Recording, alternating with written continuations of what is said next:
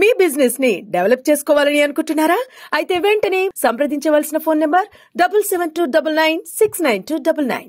మేము వచ్చిన తర్వాత సర్పంచులు ఫిబ్రవరి నెలలో వాళ్ళ కాలం అయిపోయింది సార్. అప్పటి తర్వాత మళ్ళీ ఈ రాష్ట్ర ప్రభుత్వము కులగణన చేసి మరి మేమెంతో మాకంత రిజర్వేషన్ తీసుకురావాలనే ఉద్దేశంతో ఎలక్షన్స్ జరగకపోవడం మూలంగా కొద్దిగా గ్రామాలలో కొన్ని సమస్యలు అయితే ఉన్నమాట వాస్తవం.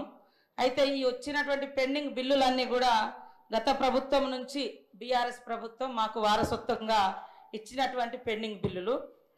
అయితే ఇవి లాస్ట్ ఏదో 1-2 ఇయర్స్ నుంచి కాదు సార్, 2014 నుంచి కూడా ఇట్లనే వస్తూ వచ్చింది. పెండింగ్ బిల్స్ నా దగ్గర ఉన్నాయి, కావాలంటే వాళ్ళకి ఆ స్టేట్మెంట్స్ కూడా ఇవ్వడం జరుగుతుంది అధ్యక్ష. అదే విధంగా అధ్యక్ష వీరి హయాంలో ఇప్పుడు ఆర్థిక శాఖ మంత్రి గారు ఆ రోజు హరీష్ రావు గారే ఉన్నారు. వారు ఇంత బాధపడుతున్నారు. మీ చేతిలో ఉండి ఇట్లా ఒక సంతకం పెట్టించుంటే ఆ రోజు అన్ని క్లియర్ అయ్యేటి. మేము వచ్చినాక సర్పంచ్లో లేరు, సర్పంచ్ల బిల్లులు మా దగ్గర పెండింగ్ లేవు. అయినా కూడా సార్ మా ప్రభుత్వంలో మరి ఇప్పటి వరకు జీపీల కోసం 740 కోట్ల రూపాయలను ఇవ్వడం జరిగింది.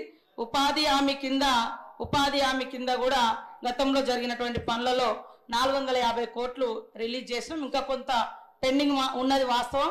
కాకపోతే వీళ్ళ హయాంలో చేసిన వాళ్ళందరి దాదాపుగా ఎన్ఆర్ఈ చేసి మేము కూడా క్లియర్ చేయడం జరిగింది సార్. అట్లనే ఎలక్షన్స్ జరగకపోవడము ఇతరత్రతోటి ఆ నిధులు కొంత గ్రామ అభివృద్ధి కోసం రిలీజ్ చేయలేకపోయినాం. కేంద్ర ప్రభుత్వం 15వ ఆర్థిక సంఘం నిధులను విడుదల చేయలేదు సార్, అది కూడా కొద్దిగా ఎఫెక్ట్ ఉంది. అదేవిధంగా మన ఊరు మన బడి కింద కూడా మన వాళ్ళు మాట్లాడారు.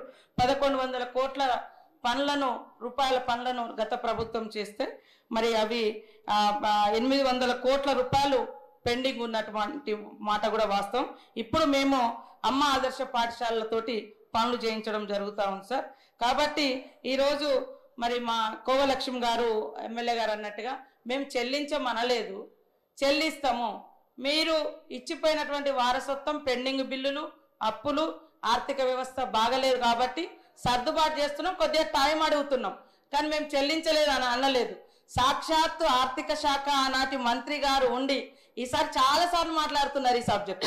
మీరు ఒక్క సంతకం పెట్టి ఉంటే 600 కోట్లు ఆ రోజే రిలీజ్ అయ్యేది. కానీ మరి బీఆర్ఎస్ అంటే బకాయిల రాష్ట్ర సమితి లాగా మాకు ఇచ్చిపోయినరు. అదే వారసత్వంతో మరి మేము చెల్లించలేని పరిస్థితి ఉంది.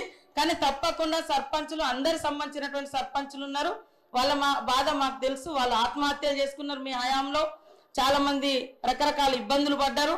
కాబట్టి సానుభూతితో ఉన్నాం. సకాలంలో రిలీజ్ చేసేందుకు ఆర్థిక శాఖ మంత్రులను కూడా నేను వేదిక ద్వారా కూడా కోరుతా ఉన్నాం. మీ తరఫున కూడా నేను మాట్లాడుతా ఉన్నాను. నమస్తే. Question number 566.